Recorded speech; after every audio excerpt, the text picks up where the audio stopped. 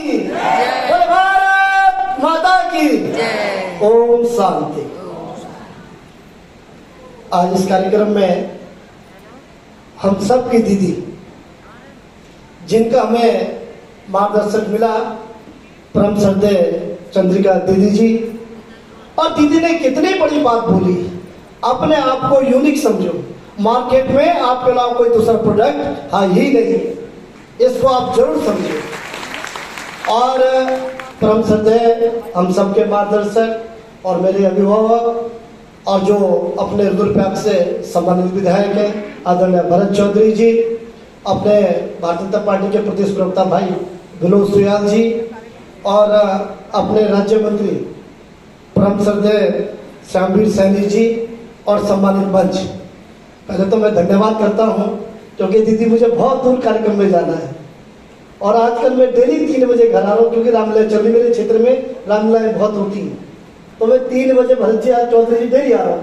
अभी मुझे चंद्रवती जाना है, चंद्रवती फिर कीर्तन कराना है, इसके लिए मैं क्षमा याचना चाहता हूँ। और मैं देखो, आप जितने लोग यहाँ पर आए हैं सब किस चीज के लिए आ रखे हैं? किसके लिए? मन की शांति के लिए, नाम की शांति के लिए नहीं, ध्यान रखिएगा। और मन की शांति का मैं उदाहरण आपके बीच में देता हूँ। हम सब के बीच में, हम सबके प्रेरणा स्रोत है चंद्रिका दीदी। और मैं भाई साहब से बात कर रहा था, दीदी की उम्र 83 या 84 सालों की। क्यों दीदी, कितनी उम्र आपकी? कितनी होगी? 78। तो आपको शांति ढूंढने की ज्यादा दूर नहीं जानी, आपके सामने शांति की मूर्त हमारी दीदी बैठी है। आप देखिए दीदी के चेहरे में कितना ग्लो है, दीदी के चेहरे में कितना तेज है। यही तेज हर व्यक्ति अपने जीवन में चाहता है, मगर किसकी? शांति की।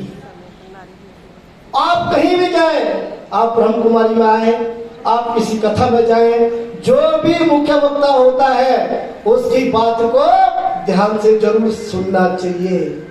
मैं इस बात को इसलिए कह रहा हूँ, कहा दीदी एक बार एक जगह कथा चल रही थी, भागवत चल रही थी, तो एक अम्मा भागवत कथा सुन रही थी मगर उसका ध्यान कथा पे नहीं था। उसने कहा मेरे घर में मेरी बहू क्या कर रही होगी, मेरे घर में मेरे नाती पोते क्या कर रहे होंगे, मेरी भैंसों को चारों को दे रहा होगा। उस दीदी का ध्यान 3 घंटे में कथा में केवल इतना ही दूर था, कौन क्या कर रहा होगा। मगर उसने पूरी कथा में व्यास जी ने जो कहा, व्यास जी ने जो कहा उसने कुछ नहीं सुना। उसने पूरी कथा में सुना, आओ और बैठो जाओ। क्या सुना? आओ और बैठो जाओ।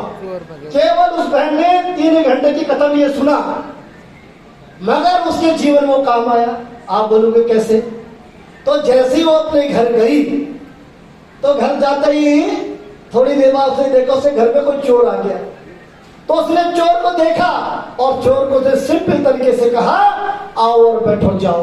तो चोर ने कहा मुझे मार खा दी और चोर भाग गया। तो देखिए उसने कथा में केवल इतना सुना, आओ और बैठो जाओ, उसके घर का चोर भाग गया। बात शक्ति बहुत है यहाँ पर।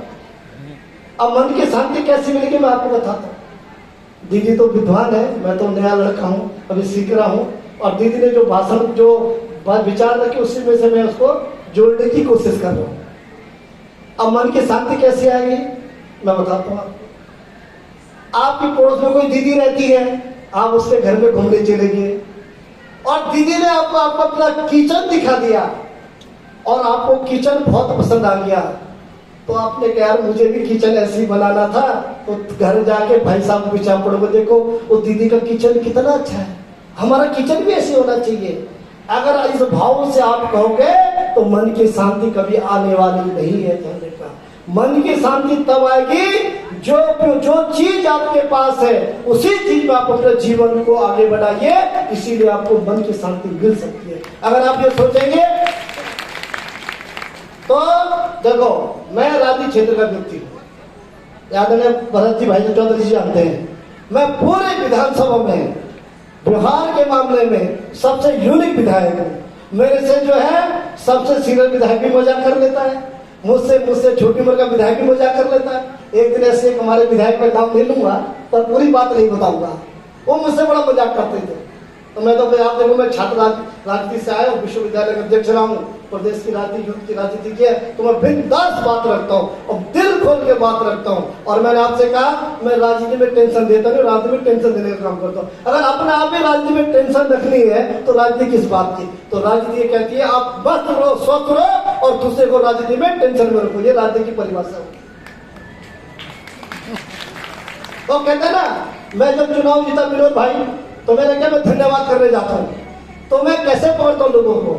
तो जैसे मैं गया तो लोगों ने कहा, तो एक गांव के व्यक्ति थे, तो उनका भाषण देने की बारी आई। उन्होंने कहा देखो हमने कंडारी जी को जिताया, कंडारी जी देखो यंग एज बन के ऐसे जुझारू विजय चीज, वो मेरे जो है मेरे उसमें जो है वो बात करने लगे। मगर मैंने उनसे क्या कहा, मैंने कहा चाचा मेरा बटन नंबर कौन सा था? तो वो ध्यान नहीं था, क्योंकि उन्होंने मुझे वोट दिया ही नहीं था। तो मैंने पूछा भाई बैलेट पेपर मेरा नंबर कौन सा था?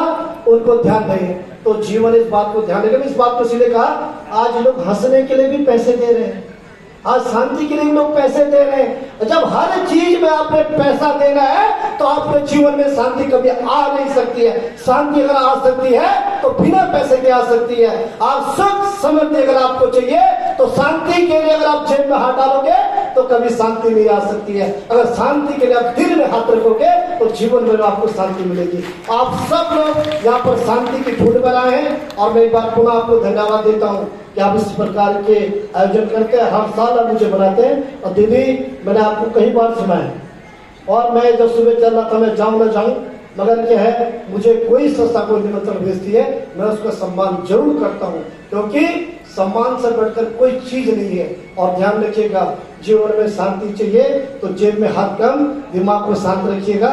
इस बात को लेकर मैं इतना बड़ा विद्वान नहीं हूँ, पर इतना जरूर जानता हूँ कि शांति कैसे मिल सकती है। नाम की शांति नहीं, मन की शांति। नाम की शांति से आप शांत हो सकते नहीं हो सकते, पर मन की शांति से आप शांत हो सकते हैं। आप सब लोग जीवन में शांत रहिए। प्रभु की जो कहते हैं ना जीवन में क्या मिलता है। और दीदी अभी मैंने शोक संवेदना व्यक्त की अहमदाबाद में जो घटना घटी, जिसके भाग्य में था जो मिला, एक व्यक्ति तो उसमें बचा है ना, तो परमात्मा ने उसमें ये लिखा हुआ था, इसीलिए बचा। तो इसीलिए मैं कहता हूँ शांति की धुन में आप रखिए। एक बार पुनः मैं दीदी आपको धन्यवाद करता हूँ, आदित्य चौधरी को धन्यवाद करता हूँ। ओम शांति, ओम शांति।